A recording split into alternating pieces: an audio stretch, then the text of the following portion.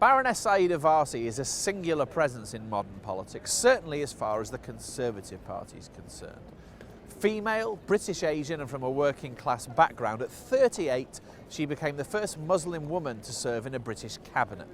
She's certainly not afraid to spark controversy. When she's talked about radical Islam, multiculturalism and the Tory right, she sparked a furious reaction, not just from the press, but from some of her Tory colleagues. She certainly caused her own party's press office more than a few tense moments. She was handpicked by David Cameron and recommended for a peerage, and in 2010 she was given the role of co-chairman of the Conservative Party. She definitely symbolises what the Prime Minister would like to present as the modernised Conservative Party.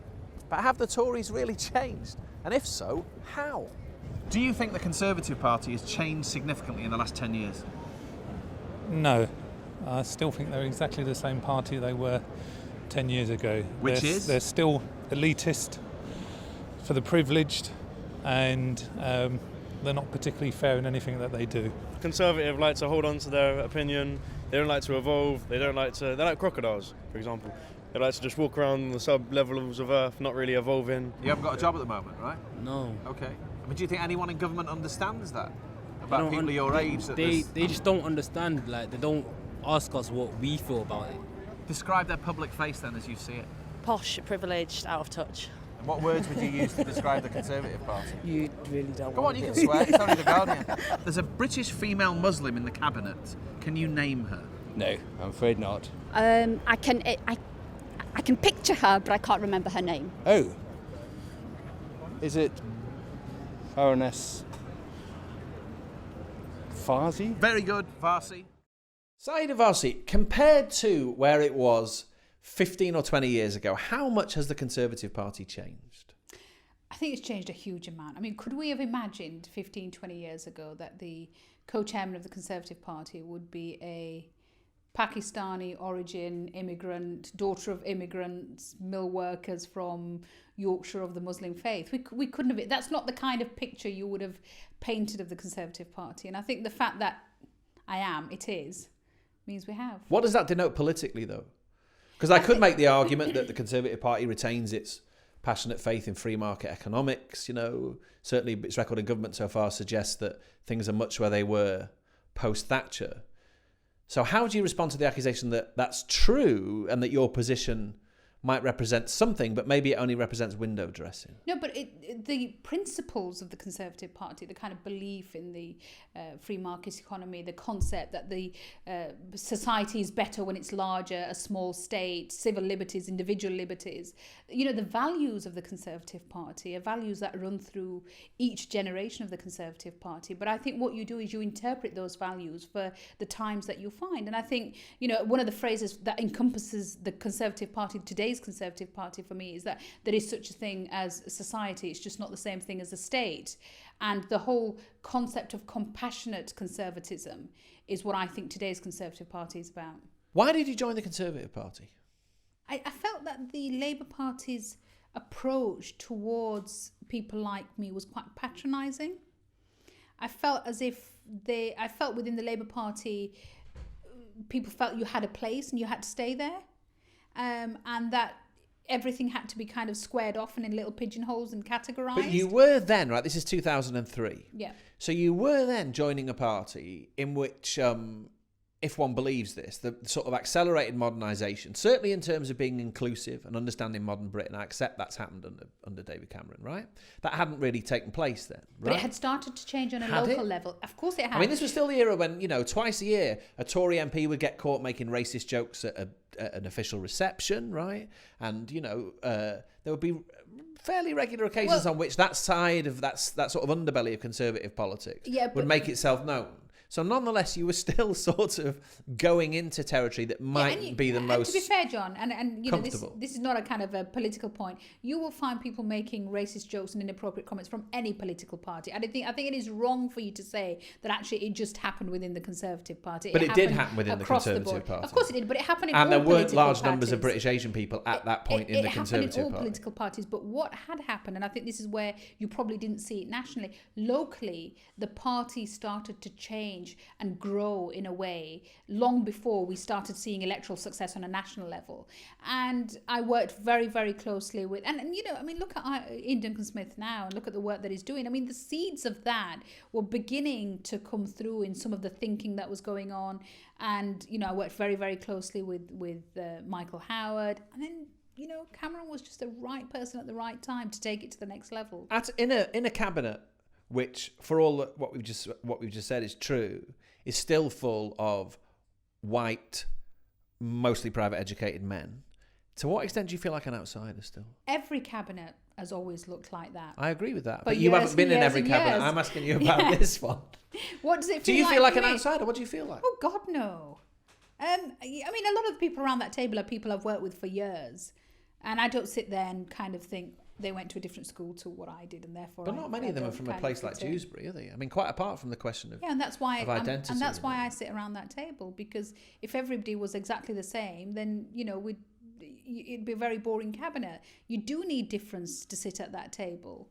And, you know, I hope I bring something to it, which, I mean, somebody said to me, what do you bring? What is the specific policy you've brought from Yorkshire or to Yorkshire? And I said, well, I would bring a bit of common sense around the table and say it as it is, really. You said that the standard cliche whereby Muslims are divided into extreme and moderate, you thought was questionable, if not, you know, mendacious, really.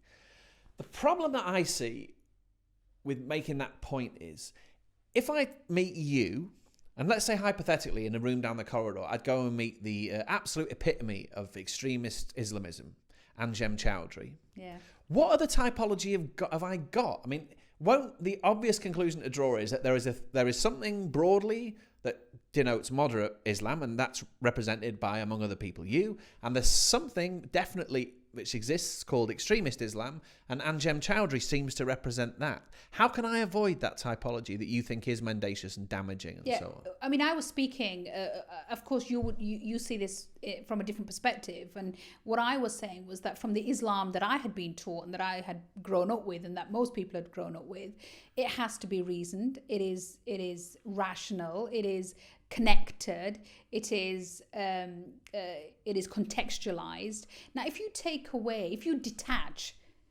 reason from religion, then you're no longer part of that faith.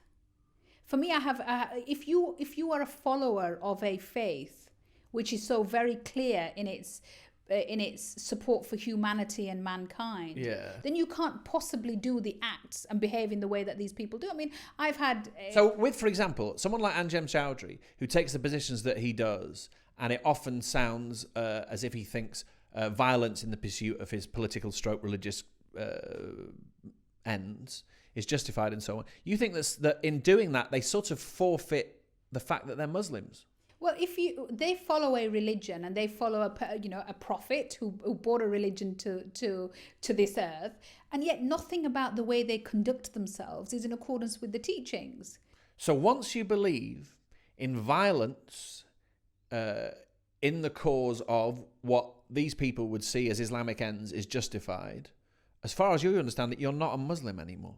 Well, look, you have to be careful because it's not for me to make that judgment. Sounds like you're making it though. Yeah, but in my view, right. I fundamentally believe that the minute they detach reason from their religion, they're not part of that faith anymore.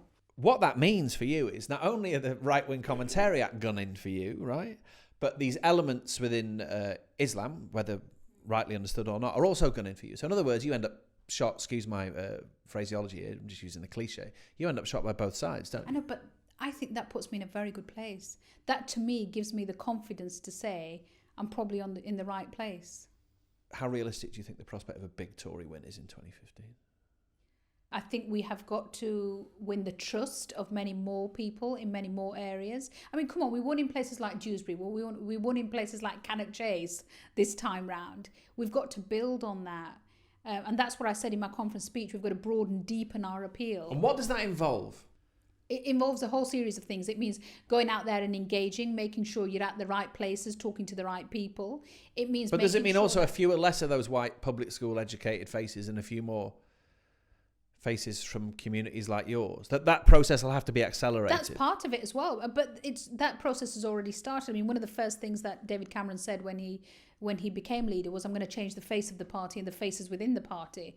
And, you know, we went from 2 members of parliament who were black and minority ethnic to 11, and we've gone from, you know, 19 women to 49 women. And now that's a start. But it's also got to change. For me, it's got to change at all levels. So the professional party is got to change. You know, the people who work at CCHQ have got to understand and change and think like today's Britain. Our councillors, the bedrock of those people who go out and campaign, have got to change. Our voluntary party is going to change. And, you know, what I don't sense, John, and this is what makes me so optimistic, what I don't sense is any pushback within the party. You know, I campaign in constituency after constituency. I do association dinner after association dinner. They need the tools to be able to know how to do it. They need to be supported and resourced through that process. It's a different kind of campaigning, a different kind of engagement. It's sometimes worrying to make those initial contacts both ways. You know, if you open a door and you look inside, as David said, you know, you can't just say, well, the door's open. If people want to come in, they can do. But if you open the door and you look in and everybody there looks white and male, you think, well, it's not really my kind of party. I can't really go and join them. So we have to walk out of that door and invite people in and say, you know, we share the same values. We just need you to make this place your home and feel comfortable in making this place your home. And we're seeing it. We're seeing councillors coming through. We're seeing younger people coming through. We're seeing more women, you know, more Asian women coming through, more black women coming through. I mean, for me, it's you know, it's quite inspirational when people ring up, you know, and say, I've seen you getting involved and I want to get involved. You're talking about 20-year-olds, 21-year-olds, 22-year-olds. We've had the largest number of people join us on university campuses this year through Conservative Future than we've had for many, many years. And we've had more people joining us on university campuses than any other political party. That, for me, shows huge optimism within the party and a party that's growing. But if it takes a certain amount of friction to pull off some of the things that you're talking about, how are you about that? Given the fact that you're already up for a fight? No, I'm asking you that question. Are you up for a fight? I'm absolutely up for a fight, John. And I think David Cameron wouldn't want a chairman who's not up for a fight. Sayeeda Warsi, thank you very much. Thank you.